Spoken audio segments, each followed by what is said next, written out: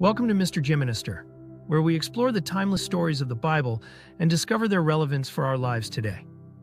Today we're diving into the story of one of the most intriguing and lesser-known judges of Israel, Ehud the left-handed judge.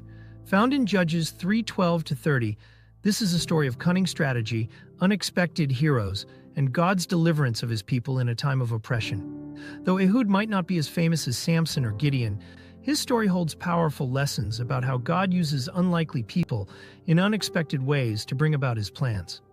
Let's walk through this story and see what it means for us today. The story begins with Israel once again turning away from God. In Judges 3:12, it says, "Again the Israelites did evil in the eyes of the Lord.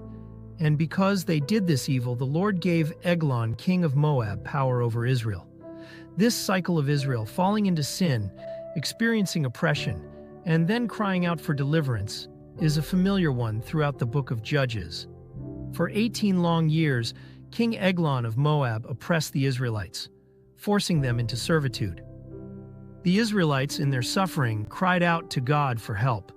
As always, when the people of Israel repented, God raised up a judge to deliver them. This time, that judge was Ehud. What's important to understand is that Israel's oppression wasn't just physical. It was spiritual.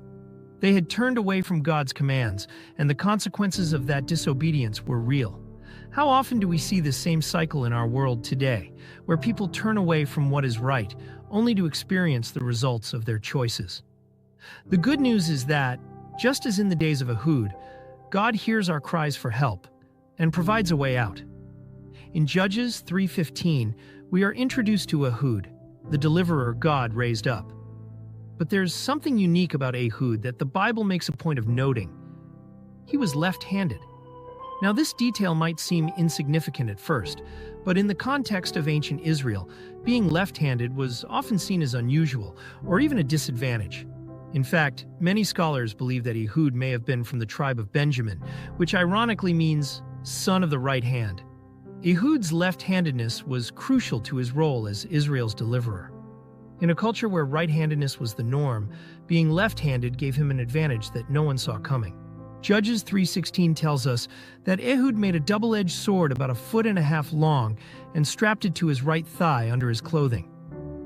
This was strategic because when he would later approach King Eglon, the guards would likely only check his left side for weapons, assuming that any threat would be from a right-handed person.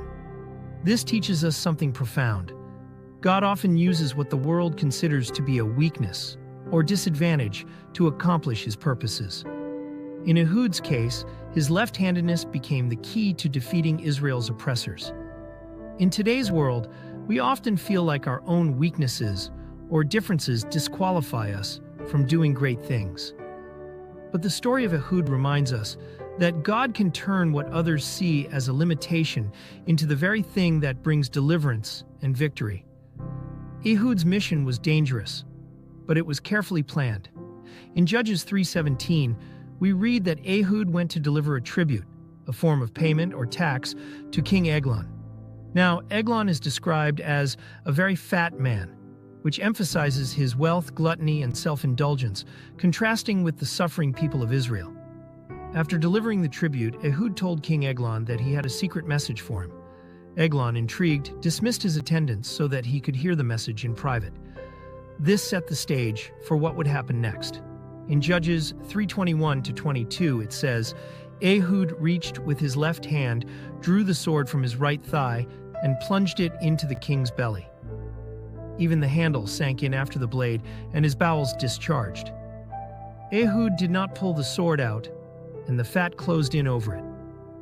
This graphic description underscores the finality of Eglon's defeat. Ehud's left-handedness allowed him to catch the king and his guards completely off guard. After the assassination, Ehud locked the doors of the upper room and made his escape. His cunning plan had worked, and Israel's oppressor was dead. This part of the story might be shocking, but it shows us that God sometimes works in ways we don't expect. Ehud didn't lead a massive army into battle. Instead, he used strategy, stealth, and boldness to accomplish what needed to be done. After killing King Eglon, Ehud escaped to Syrah, where he sounded the trumpet and rallied the Israelites to battle. In Judges 3:28, Ehud declared, "Follow me, for the Lord has given Moab, your enemy, into your hands." The Israelites, inspired by Ehud's courage, followed him and seized control of the fords of the Jordan River, preventing the Moabites from escaping. In the ensuing battle, the Israelites killed about 10,000 Moabites, described as all vigorous and strong. Not one escaped. Judges 3:29. With the death of King Eglon and the defeat of the Moabites, Israel was freed from 18 years of oppression.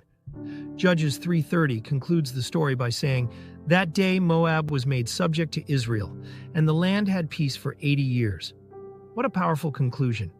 Not only was Israel delivered from oppression, but they experienced peace for an extended period, all because of one man's courage and willingness to be used by God. So what can we take away from the story of Ehud in today's world? First, God uses unlikely people. Ehud wasn't the most obvious choice to be Israel's deliverer. He was left-handed in a world where that was seen as strange, and yet God used that very trait to bring about victory. In today's society, many people feel like they don't fit the mold, whether it's because of their background, their abilities, or even their limitations. But God often chooses the unexpected to do great things. Your unique qualities, which the world may overlook or misunderstand, might be the very things God wants to use for His purpose. Second, strategic thinking and courage are essential for victory.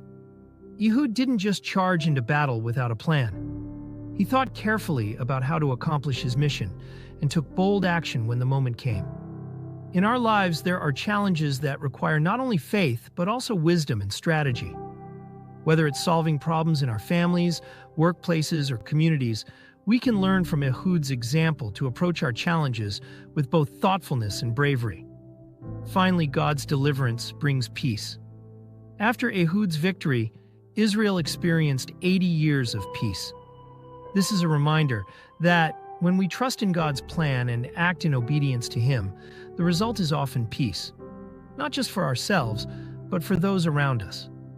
In a world filled with anxiety, conflict, and uncertainty, God's desire is to bring peace into our lives and our communities. The peace that followed Ehud's victory is a foreshadowing of the ultimate peace we find in Jesus, who delivered us from the oppression of sin and death. The story of Ehud, the left-handed judge, may be lesser known, but it carries timeless truths that can inspire us today. God calls each of us, regardless of our perceived limitations, to step out in faith and courage. He has a plan for our lives that may involve unexpected turns, but He promises to be with us every step of the way.